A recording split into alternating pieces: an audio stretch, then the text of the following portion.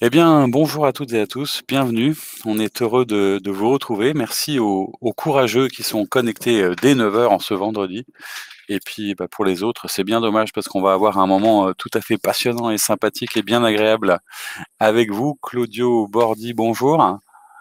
Bonjour. Merci beaucoup d'être là. Alors, on va voyager avec vous puisque vous êtes en direct de Rome et vous allez nous faire partager votre vision à la fois de cette ville sublime et puis on va parler avec vous agriculture urbaine, on va parler de potager urbain communautaire hein, puisque c'est vraiment autour de ça qu'on va réfléchir et partager un moment.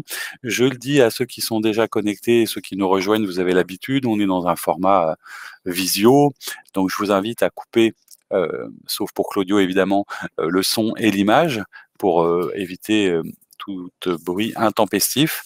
On a un format qui est serré, hein, parce que vous le savez, on n'a que 30 minutes, mais c'est déjà beaucoup pour passer ensemble ce moment. Et puis, bah, c'est moi qui passerai les slides. Alors, voilà, je sais que vous aviez euh, pas forcément parce que vous étiez en déplacement beaucoup à l'étranger, Claudio. Donc, vous êtes un des rares à avoir vos slides à vous, mais faut pas trop le dire, hein, voilà. Mais ils sont super. Et puis, parce que moi, ce que je vous propose, hein, je redis à ceux qui se connectent, qui peuvent couper leur micro et leur caméra pour laisser Claudio à l'image, ce que je vous propose, bah, c'est de commencer immédiatement en français, parce que vous avez un parfait français extraordinaire qui, je crois, le résultat de vos études à Rouen, hein, c'est ça, vous allez nous en parler aussi. Merci d'être avec nous. Et puis, bah, on vous suit dans ce voyage autour des jardins urbains de Rome. Merci. Et voilà. Donc, je vais vous parler du cas de Rome concernant l'agriculture urbaine résiliente. En fait, en 2017, Rome a été reconnue de la part du secrétariat du programme européen URBACT ville de bonne pratique dans l'agriculture urbaine. Pourquoi? Parce que Rome, effectivement, a des caractéristiques particulières.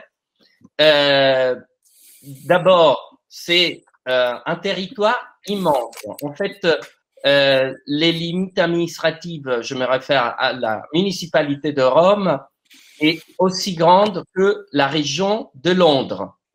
Mais on sait que la région de Londres a presque 10 millions d'habitants, alors que Rome a moins de 3 millions d'habitants, c'est-à-dire une densité d'habitants bien limitée par rapport à Londres et avec un territoire agricole important. En fait, presque la moitié de son territoire, c'est un territoire agricole. Pourquoi? Parce que, vous savez, Rome, son histoire de l'état de l'Église, quand est devenue capitale d'Italie, il y avait que 20 propriétaires de l'immense territoire de Rome que je vous ai dit. C'est-à-dire, c'était les grandes familles aristocrates liées à l'Église qui avaient les propriétés d'un territoire agricole. À partir du moment où Rome est devenue capitale, bien évidemment, la croissance urbaine a commencé, mais aujourd'hui, on a encore la moitié de son territoire agricole. C'est des zones donc urbaines, mais des zones aussi avec beaucoup de potagers urbains et des fermes dans le territoire. Et les 67% de son territoire, c'est des parcs, des zones vertes, qui incluent bien évidemment des sites archéologiques, monuments, villas et fermes. Voilà, donc ça c'est sa spécificité donc d'un territoire très grand avec et donc effectivement c'est la municipalité avec les zones agricoles la plus grande d'Europe en fait est reconnue aussi, mais aussi il faut considérer que tout ce développement qu'on a eu des zones agricoles a eu des changements récemment, c'est-à-dire que on peut dire à partir des années 60, 70 du siècle dernier, les associations citoyennes se sont développées beaucoup. D'abord parce que pour des raisons politiques à l'époque, pour la démocratie dans notre pays, mais après, à partir des années 80, 90, ces associations citoyennes se sont transformées plutôt en associations orientées vers l'environnement. Et à partir de là, on commençait à occuper des zones publiques de la ville de manière spontanée et bien évidemment illégale pour créer des espaces pour les quartiers, pour les citoyens. Parce que l'essence d'identité des quartiers dans notre ville, donc l'engagement des citoyens à Rome est très important. Parce que, vous savez, par exemple, dans nos quartiers à Rome, les gens n'ont pas de mobilité, restent, depuis qu'ils sont nés, ils restent dans leur quartier. Donc, le sens d'identité est vraiment très fort. Et c'est pour ça que ils sont bien rattachés à son propre territoire. Ils occupent les espaces publics pour créer des espaces à disposition des habitants, pour la socialisation. Et c'est là aussi parce que, effectivement, le fait que l'administration locale, la collectivité locale a eu du mal à gérer un territoire si grand parce que on n'a jamais eu la décentralisation, donc tout est très centralisé et c'est très compliqué pour le gouvernement central gérer un territoire si grand. Et à travers les temps, on a compris qu'effectivement, cette manière spontanée, illégale d'occuper des espaces publics de la part des citoyens, des associations, a fait que la résilience urbaine a été assurée. Et là, je commence à raconter un peu l'histoire à partir du 2013. En fait, la slide suivante, s'il vous plaît. C'est à partir du 2013 qu'on a commencé l'expérience des projets européens à Rome pour la préservation des espaces publics verts et le développement des potagers urbains. Vous savez que déjà à partir du 2008, avec la crise économique, les potagers urbains ont connu la mode, sont devenus de mode. En fait, les citoyens ont occupé ultérieurement les espaces publics pour réaliser des potagers urbains. C'était un peu l'effet de la crise économique. Et en 2013, on a commencé cette expérience dans le cadre d'un programme européen MP-CBC-MED avec la ville métropole de Barcelone, Royal Botanic Garden en Jordanie, la ville de Mahdia en Tunisie, pour réaliser des pilotes, c'est-à-dire de l'agriculture urbaine comme instrument d'inclusion sociale et de lutte contre la pauvreté. Et à Rome, on a réalisé les slides suivantes, s'il vous plaît. On a réalisé voilà, 3 pilotes. La photo que vous voyez, c'est dans le centre-ville, en fait, dans le parc urbain Villa Glori.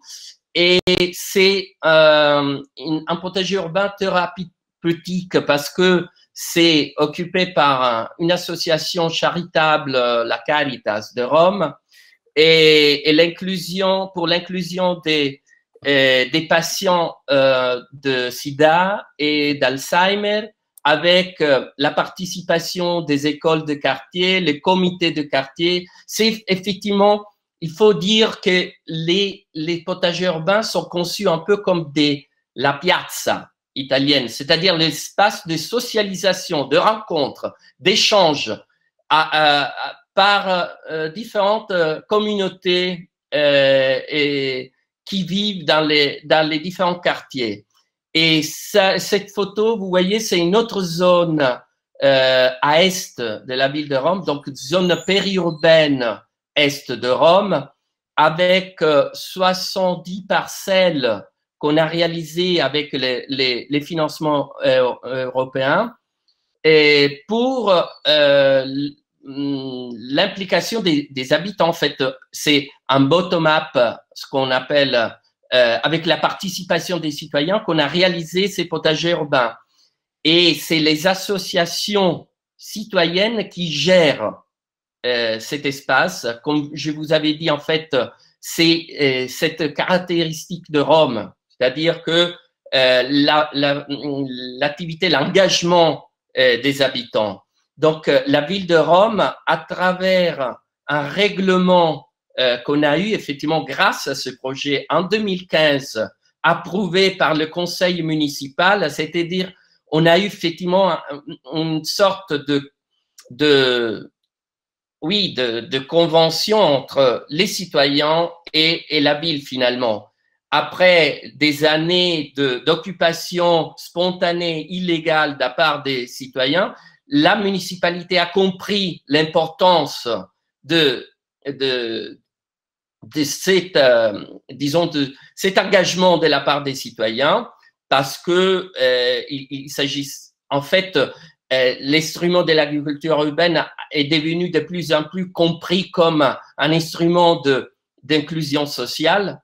Et voilà pourquoi la municipalité a accordé aux associations citoyennes la gestion directe des espaces publics verts à travers une convention dans laquelle il y a bien sûr des règles à respecter. Par exemple, pour assigner les parcelles aux habitants, à chaque habitant, chaque individu, il faut respecter des critères.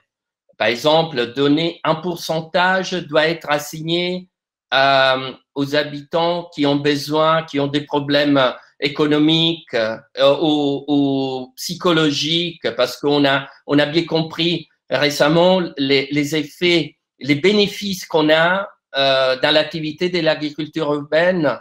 Il y a pas mal de gens, en fait, avec des problèmes et qui ont arrêté d'utiliser, par exemple, les médicaments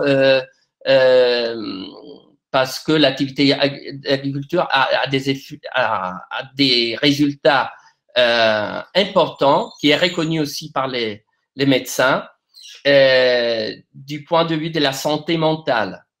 Et la slide suivante, c'est pour vous montrer une autre zone, effectivement, dans le sud de Rome, une zone de 2 hectares. Et pour plusieurs habitants, effectivement, il y a plus de 100 parcelles assignées aux habitants des quartiers autour. Et voilà, donc les effets de l'agriculture urbaine sur la ville sont devenus de plus en plus compris comme des effets extraordinaires du point de vue de l'inclusion sociale, du point de vue de l'éducation environnementale. Je vais vous montrer dans les slides suivants, s'il vous plaît. Par exemple, voilà, encore. Voilà, là, je ne sais pas si on peut... voilà, celle-ci. Si on peut lire un peu. Là, c'est juste pour montrer tous les différents... l'impact que l'agriculture urbaine peut avoir sur la ville. Pas seulement la réqualification urbaine, c'est-à-dire la lutte à l'érosion des sols, la lutte à la pression foncière que les citoyens ont toujours ressenti. Donc, c'est vraiment une collaboration virtuelle entre les associations citoyennes et la collectivité locale, qui, que je vous ai dit, effectivement, a toujours eu des problèmes énormes dans la gestion de ces territoires. Et on n'a pas encore, malheureusement, une décentralisation, parce que les municipalités, c'est-à-dire les arrondissements de la ville, sont des unités administratives qui n'ont pas de pouvoir. Donc, c'est quelque chose qu'il faudrait résoudre à Rome, mais il faut dire que la société civile, les habitants, ont eu un rôle très important à Rome pour cela, pour la gestion du territoire. Et aussi pour la préservation des espaces publics, des zones vertes. Parce que malgré la pression foncière, l'occupation de la part des habitants sur les espaces publics a empêché que la ville puisse s'accroître de manière spontanée, comme effectivement il arrive. Et donc, l'agriculture urbaine aussi est un instrument de développement local parce que c'est la green economy, l'économie verte, la sharing economy qui s'est développée, l'économie circulaire, bien comme vous savez, et puis l'inclusion sociale, c'est-à-dire l'inclusion aussi des immigrés, des espaces de loisirs, et pour l'intégration et le dialogue interculturel, les dialogues intergénérationnels avec les personnes âgées et les écoles qui sont impliquées dans la gestion des potagers urbains à Rome. Donc, vous voyez l'extraordinaire impact que l'agriculture urbaine a dans les villes. Et aussi en termes de résilience, comme je vous avais dit, du point de vue de la santé mentale, de la sécurité, parce que les habitants contrôlent de cette manière leur quartier. Et puis l'éducation, bien entendu, l'éducation environnementale. Il y a des espaces aussi dédiés avec l'implication des écoles à l'éducation environnementale. Et encore pour la santé alimentaire, parce qu'on en parle de plus en plus suite à la pandémie, par exemple. Donc là, les slides suivantes, s'il vous plaît. Non, là, c'était juste, voilà. Et le fait que Rome est devenue donc ville de bonnes pratiques en agriculture urbaine a fait qu'on a obtenu des autres financements pour le transfert de la bonne pratique de Rome, surtout dans le sens des potagers urbains communautaires, c'est-à-dire de la capacité d'auto-organisation des citoyens. Et voilà pourquoi on a obtenu des financements pour le transfert de cette expérience à d'autres villes européennes que vous voyez dans cette slide. Donc, il y a aussi la ville de Caen en Normandie, mais la ville de Cracovie, Pologne, Thessaloniki en Grèce, Lode, c'est-à-dire la ville métropole de Lisbonne, et puis d'autres villes qui sont rentrées récemment, la ville de Split en Croatie, en Irlande, et puis encore en Espagne, Algeciras, avec des problèmes, et Alexandropolis, avec des problèmes énormes d'intégration des immigrés, parce que vous savez, Algeciras, c'est juste en face du Maroc. Il y a même 30% des habitants qui sont des immigrés, et puis encore la même situation, Alexandropolis en Grèce. Et là, ils comprennent que l'agriculture urbaine peut être un instrument d'intégration des immigrés pour l'inclusion sociale. Donc, vous voyez, effectivement, cette expérience qu'on a eue dans les dernières 3 années avec ces villes, et c'était très intéressante aussi pour Rome, pour améliorer ces bonnes pratiques dans la ville. Les dialogues étaient très, très intéressants, en fait. Un exemple, les villes nous demandaient, mais comment vous avez fait à impliquer vos habitants pour les potagers urbains communautaires? Et bien, j'ai retourné la question aux habitants et à Rome, et eux, ils m'ont répondu, bah, vous voyez, nous, on n'avait pas d'alternative. C'est-à-dire, comme la ville, la mairie, avait du mal à gérer le territoire, c'est nous qu'on a pris en charge, c'est nous qu'on a pris la responsabilité. Donc, c'est vraiment une caractéristique de Rome, celle-ci, c'est-à-dire la capacité d'auto-organisation de la part des citoyens. Donc, c'est l'envers que les autres villes ont dû effectivement constater que Rome avait déjà des associations citoyennes. Il n'avait pas besoin de stimuler la capacité de s'associer de la part des habitants pour la gestion des potagers urbains. Alors que plusieurs villes en Europe ont connu une autre histoire, la municipalité était plus présente et donc il y avait un processus plutôt top-down, comme on dit, alors que bottom-up. Et donc, l'échange a été vraiment intéressant de ce point de vue. L'échange d'expérience a fait que, et vous savez qu'aujourd'hui, de plus en plus, on ressent ce besoin de la part des citoyens d'être présents dans et responsables vis-à-vis la gestion des espaces publics. Et encore davantage maintenant avec la pandémie, parce que le connecting with nature, comme on dit, la connexion avec la nature a augmenté énormément suite à cette terrible émergence qu'on a eue. Claudio, ouais. Juste parce que je ne sais pas où tu en es de ton exposé, mais il nous reste 9 minutes et je sais qu'on pourrait y passer 2 heures, mais je voudrais pas que… Et donc, je me tourne un peu vers ceux qui nous écoutent pour savoir peut-être déjà ce qui t'aiderait. Est-ce qu'il y a des questions à Claudio? Sinon, il continue, mais parmi ceux qui nous écoutent, est-ce qu'il y a quelqu'un qui veut faire un coucou, lever la main, mettre son image et poser une question, ou tout va bien? Si rien ne se passe… Il n'y a pas de souci, mais du coup, on continue, sachant qu'à 30-31, on devra s'arrêter. Mais donc, il n'y a pas de question, donc c'est que c'est passionnant. Alors, voilà, bah vas-y, Claudio, continue. Alors, les slides suivantes, je vais vous raconter un peu l'histoire plus récente, la suite du projet de l'expérience urbaine de coopération avec les villes européennes. On a effectivement passé les frontières de l'Europe et on a été contacté par d'autres villes dans le monde entier. Là, c'est pour vous montrer l'expo qu'on a en Chine, dans la région Yanzhou.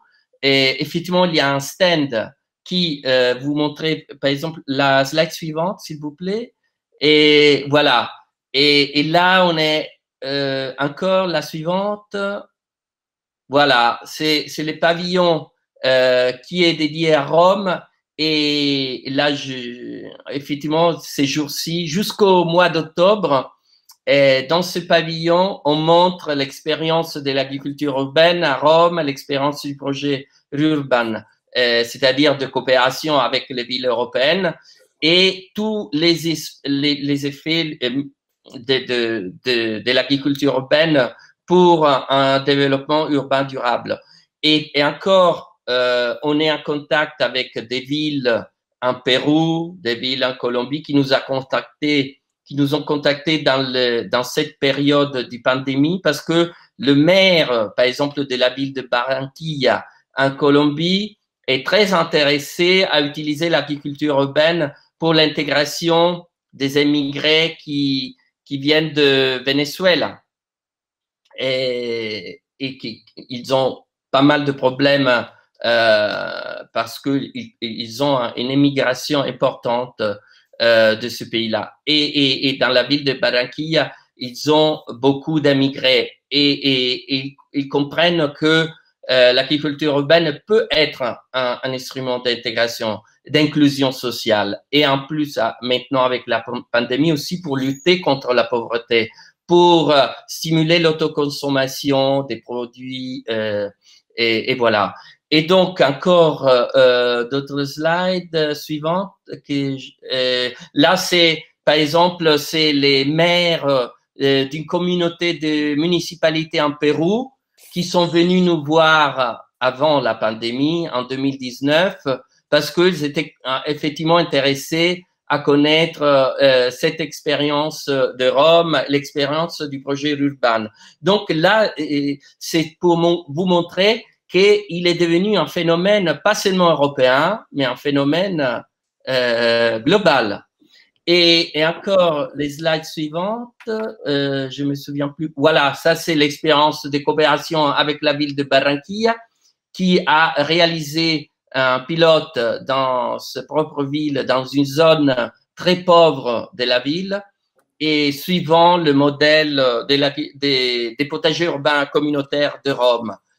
Et encore, je sais que je me souviens plus qu'est-ce qu'il y a. Voilà. Là, c'est pour vous montrer les expériences plus récentes, c'est-à-dire on continue avec le programme Urbact dans la coopération parce que ils nous ont accordé un autre financement pour élargir donc cette expérience à d'autres villes européennes, donc pour le transfert des bonnes pratiques. Et encore, là, je suis en train de travailler sur un projet dans le cadre du programme Europay de coopération internationale, encore avec la ville de Barranquilla, puisqu'ils sont vraiment très intéressés à ça. Et ils nous ont approuvé à l'appel à proposition qu'on a eu le premier step, donc la première proposition, et là on va bosser jusqu'à la fin du mois d'août pour présenter la candidature encore. Et donc voilà. Alors, est-ce qu'il y a d'autres? Non, ça y est, tout est dit là. Voilà. Ouais, c'était les derniers. Alors du coup, bravo pour votre sens de la synthèse, Claudio. Je sais que c'était pas simple parce qu'il y a tellement de choses à raconter. Vous nous avez fait voyager, c'est super. Est-ce qu'il y a des commentaires, des remarques, des questions de ceux qui nous écoutent? Voilà, c'est le bon moment. Il reste 3-4 minutes. Ce serait dommage de partir avec de la frustration peut-être, ou alors c'était particulièrement clair. Non, tout va bien. Alors, je vois rien qui s'affiche. Est-ce que Claudio, alors du coup, peut-être pour conclure, ou qu'est-ce que vous tirez comme enseignement depuis tout ce temps? Parce que ça fait combien de temps que vous êtes sur ces projets? Bah, moi, je peux dire que à partir du 2013, on est vraiment À fond. oui. Alors, en fait, On continue dans ce cap-là. Mais le secret, voilà. c'est quoi? Ça veut dire que quand on voit tous ces pays, toutes ces villes, ça veut dire que c'est possible partout en vrai. C'est ça que ça veut dire. Partout où il y a une sorte de volonté, une envie, mais il n'y a pas de ville dans laquelle on ne peut pas le faire. C'est ça que ça dit aussi, non?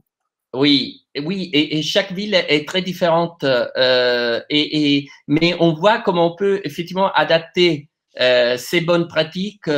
Et c'était très intéressant l'échange avec ces villes, avec une situation culturelle différente. Oui, le climat, le territoire, le terroir, tout ça, Voilà, je donc suppose, joue pour beaucoup. ça qu'on est très motivé à continuer dans la coopération internationale, et on a bien compris maintenant encore plus avec la pandémie que l'agriculture urbaine est devenue un peu à la mode, effectivement.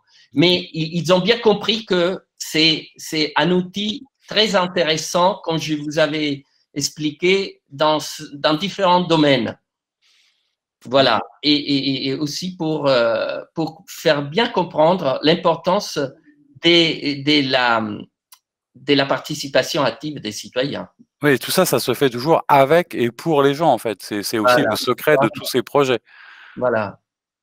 Bon, bah, très bien. Bah, écoutez, c'était, je crois, de l'avis unanime, passionnant et intéressant. Il y a des claps, il y a des merci, il y a des choses comme ça.